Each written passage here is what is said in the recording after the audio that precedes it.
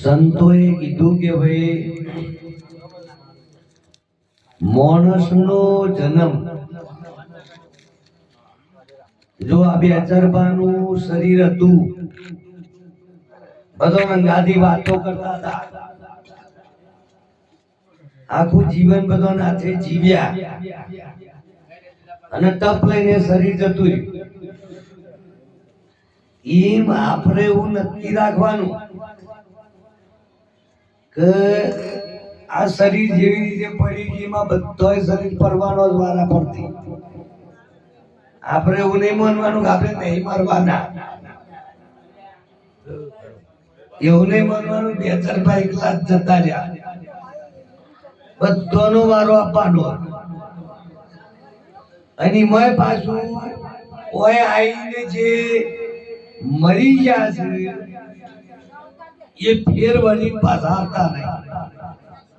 આજ સુધી આયા હોય તો કયો રામચંદ્ર ભગવાન ફેર આયા, કૃષ્ણ ફેર આયા નહીં, રામો પીર ફેર કોઈ અવતાર કોઈ જન્મ આ છૂટી જા પછી ફરીથી આવતું જ નહીં. આનું આ શરીર ફેર મળતું નથી. એટલે આ જન્મ છે ને મરી જાય છે એ હું છે એને આપણે ઓળખીએ. આપણે એવું કહીએ છે કે ભાઈ ફલાણા ભાઈ મરી ગયા, પણ કોઈ મરી ગયું નહીં. એ આપણી અજ્ઞાનતા છે. જે આપણે જોઈ રહ્યા છીએ આવો ચોપડાની વચથી એને પંચમહાભૂતનો દેહ કહેવાય. અને આ દેખાય શરીર પંચમહાભૂતોનું બનેલું, અને આ પંચમહાભૂતોની અંદર રહી અને જે બોલવા વાળો ચેતન છે તમે આત્મા પોતે છો. શરીર આખું જીવન તમારા ભેગું રહે અને શરીરને તમે બધો ઓળખો, પણ શરીરમાં રહીને જે બોલે છે એને તમે ઓળખતા નહીં. અને શરીરમાંથી નીકળતો હોય એ નીકળી જાય. હવે જે શરીરમાંથી નીકળે છે એને તમે ઓળખતા નહીં, અને જેને ઓળખ્યું આખું જીવન એ તમારું હોમું પડી રહ્યું છે શરીર, તો તમે રોવો છો કે ના? જેને આખી જિંદગી હગું રાખ્યું તો તમારા હોમું પડી રહ્યું છે. અને જેને વાત કરી, ચાલ્યું, બોલ્યું, જેમાંથી નીકળી ગયું એના તો તમે અમે ઓળખતા નતા. એટલે જે નીકળી જાય છે ને એ વસ્તુ ઓળખવાની. એટલે માણસનો જન્મ આ જન્મી અને મરીના વચ્ચે આ શરીરમાં આ ભાડાનું મકાન સંતોએ કીધું. આ શરીરના સંતોએ ભાડાનું મકાન કીધું છે કે ભાઈ જીવ શાને ફરે છે ગુમાનમાં, તારે રહું ભાડાના મકાનમાં. એટલે આ શરીર રૂપી બંગલો છે ભાડાનું મકાન છે, અને ખાલી કરવું પડશે એક દાડો. દરેકને ખાલી કરવું પડશે. ખાલી કરીએ એના પહેલો આ ઘર ખાલી થાય પછી ચોર હવા જવું એ પહેલથી નક્કી કરો. નક વચમાં ઘર ખાલી કરીને કોઈ કાઢી મેલ છે ચોકન જઈને રહો. એટલે કીધું કે જીવતો ઘર ઢૂંઢો, જીવતો ઘર ખોરો, મુવા પછી મુક્તિ માંગો તો કારાગૃહનો કો. તમે અત્યારે હાલ જીવતો મુક્તિ મેળવી શકો, આત્માની ઓળખ કરી શકો. છેલ્લા સમયે આ બધું ગોઠવવા દો, મેળાવા નહીં. એટલે આ ભાડાનું મકાન છે કે આ માટી કેરે બંગલે મેં બોલતા ન કોણ થા. આ માટીના બંગલામાં કોણ બોલી રહ્યો? આ માટી એટલે શરીર.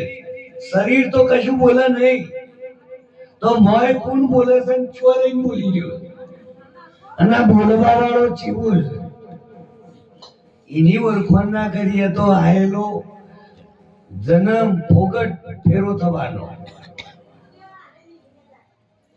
એટલે આ શરીર છૂટી જાય નો પહેલો સંતોએ ભજનમાં કીધું કે ભાઈ આ કાયા પડશે અને હંસ ક્યાં જઈને સમાશે. આ શરીરમાં આત્મા રૂપી હંસ બેઠેલો છે. આ શરીર છૂટી જાય પછી હંસ ક્યાં જઈને માશે. એ ઘર બતાવી અમને દેજો કે સંદેશો મારા ગુરુજીને કહ્યું તો કે આ શરીર છોડી અને આત્મા પરમાત્મા આત્માને પોતાને ક્યાં જવું એ ઘર સદગુરુ બતાવ કે કાયા પડશે ને હંસ ક્યાં સમાશે એ ઘર બતાવી અમને દેજો સંદેશો મારા સદગુરુને કહેજો. તો ક્યાં સમાવાનું છે એનું ઘર સદગુરુ બતાવું. અને ઘર કરવા માટે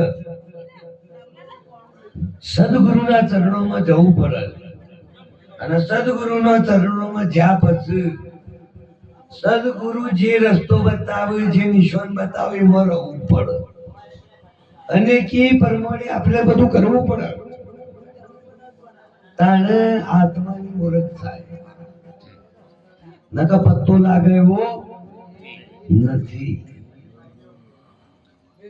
એટલે સંતોએ કીધું કે આત્માનું ઓળખાવવાનો લખ 84 નહીં મટે. આપણે આખી દુનિયાનું ઓળખીએ છીએ પણ આપણે આપણું ઓળખીએ છીએ. આપણે આ શરીરને ઓળખીએ છીએ પણ શરીરને કોણ ઓળખે છે એના આપણે કોઈ દર ઓળખતા નહીં.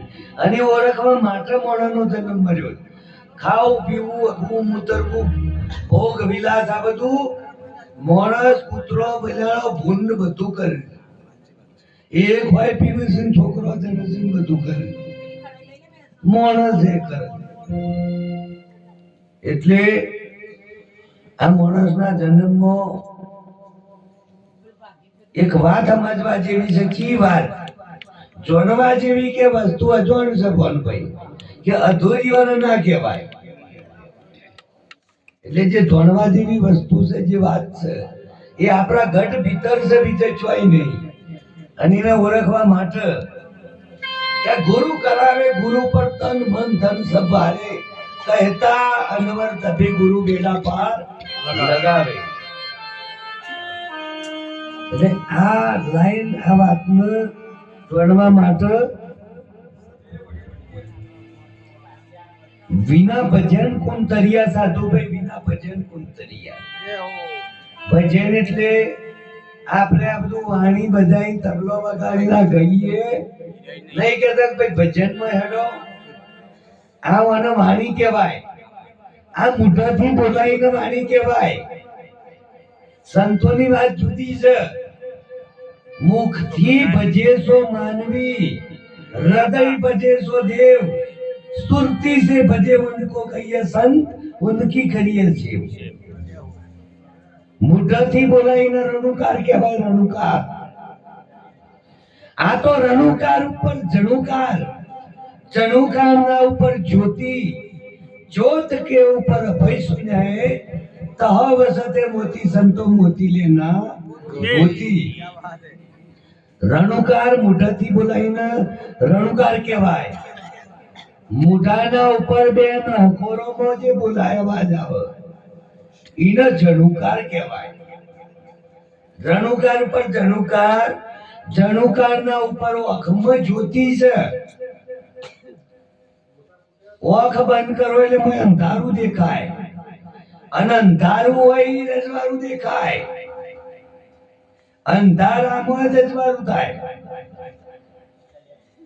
તો કે તારી કાયામાં કોણ બોલે છે તારી કાયામાં કોણ બોલે. જેને સુનવા સંત કોઈ જાગે છે તારી કાયામાં કોણ બોલે છે કે તારા નેણો પર નિશાન ફરકે છે.